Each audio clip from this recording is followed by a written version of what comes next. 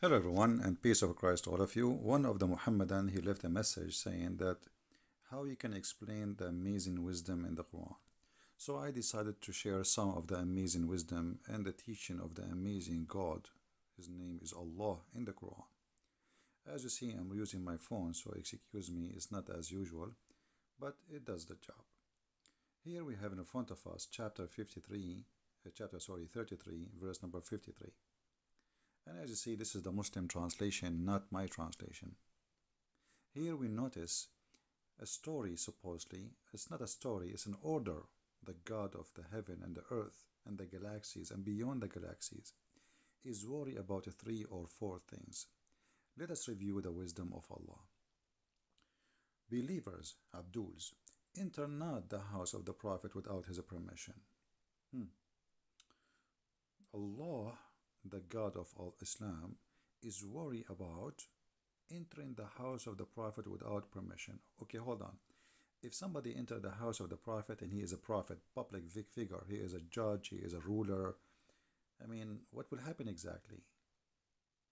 Isn't he a prophet? So you want to be a prophet or you don't want to be you want to be a private person who nobody enter your house? Okay. So Allah is worried about Muslims entering the house of the Prophet without permission. Later we will see why. And then he says, nor wait for a meal to be prepared. You go to the house of Muhammad, you say, I am poor man. The Prophet will say to you, well, we don't have a meal. He told the wives to say, tell them we don't have food, go. And then they stay waiting because, okay, you don't have a meal now, what about later? Maybe, people will eat. You don't have food now? What about 2 hours from now, 3 hours from now? We will wait. Don't wait. And don't wait for it to be prepared because it will never happen. And then here, Allah is a truthful. He is telling you the truth, that this is hurtful. This is hurting the Prophet. What is hurting the Prophet? To enter his house and to eat sandwiches which is not made for you. And Allah is not shy to express himself, and he is not ashamed of speaking the truth. What the truth? That this has hurt the Prophet, to enter his house without permission and to eat his meal. And here we need to stop. Many of you will say, well, I don't like people to go my house without my permission. But maybe you don't understand.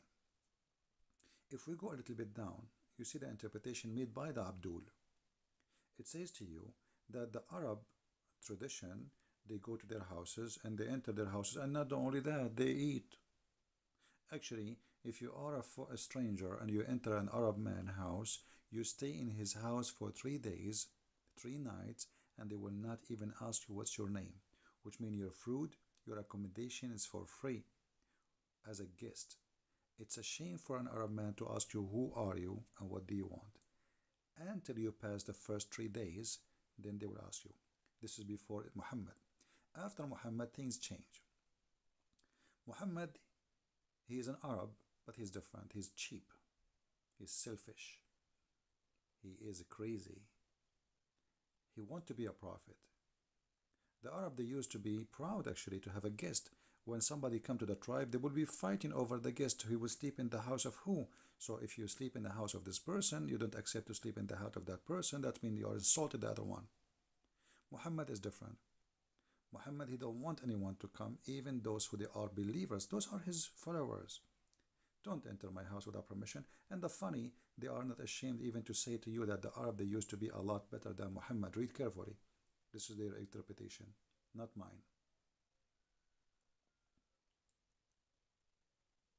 The Arab before Islam, they are very open to the guest. Everybody is welcome and they are proud to serve the guest. Muhammad, a selfish man, he liked to eat your sandwich. Muhammad should be welcome anytime to any house. If you remember Muhammad, he went to his own son's house without permission and he entered the house and he flirted with the wife, as we saw and we explained before. And here we go to the second part of this video. You will see here Allah saying supposedly, If you speak and if you were to ask the wives of the Prophet something, ask them from behind the curtain that is more apt for etc. So if you want to speak to Muhammad wives, you have to speak to them from behind the curtains. Otherwise, this is really hurting the Prophet. Okay, hold on. So the Arab before Islam, you can go and speak to the wives of the owner of the man. As long as you do nothing wrong, the man, he wouldn't do nothing to you. I mean, what's wrong with that? But because Muhammad is a very bad, evil man, because he, when he enter a house, he think about the women in the house, he think everybody is like him. To make it simple for you, if you are a person who have a good heart, what do you think? You think everybody around you is good-hearted. As simple as that. Decent, nice thinking. You never think about hurting others. Muhammad, because he is an evil man, he think everyone will enter the house of his house. He will like to speak to the wives of Muhammad for a dirty purpose. This is why he come with the curtain. And supposedly the excuse, it's Allah. It's not Muhammad he want that. It's Allah. You don't understand. Now, listen. Muhammad, he allow Muslim women to go in the street and they can speak to men. And they do not need to be behind the curtain. So why his wives have to be behind the curtain? That means wives of Muhammad cannot leave the house, and if they leave the house, they have to make a tent around them and to be in the curtain. And after that, the Muslims, they start using the curtain to their wives too, because Muhammad first, and they are second. And then we see here the jealousy of Muhammad using Allah as a tool to fulfill his madness. He said, that is more, that it is not lawful for you because it cause hurt to Allah, Messenger. Allah Himself saying to you, if you speak to Muhammad's wife, not from behind the curtain, you are hurting him. If you speak to Muhammad's wives face to face, it's a big sin. If you eat Muhammad's sandwiches, if you wait for a sandwich to be prepared, that is a big sin. If you enter the house of the Prophet without permission, that is a big sin. And then he continues saying something more crazy. And not to even marry the wives after him. So not only you cannot speak to Muhammad's wives unless they are behind the curtain, Muhammad died, and now the wives are lawful to get married. Any woman, she is widow, she can marry a new husband in all religions.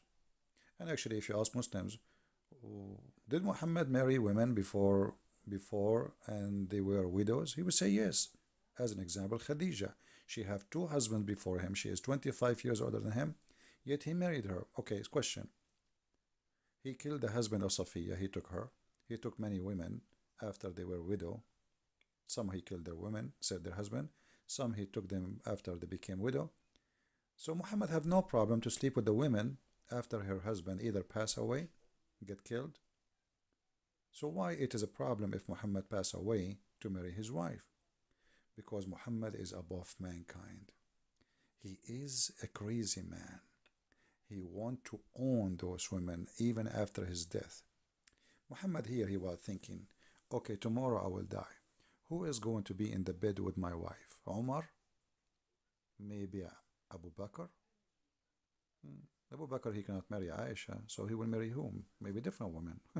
Who care? What about maybe Khalid? Maybe this Muslim, maybe that Muslim. So let us see how we can solve this problem. Bingo. I will make a verse saying that Allah said, no one after me can marry them. And by the way, in that, I preserve those women to death, that nobody can touch them, but yet I can touch every woman.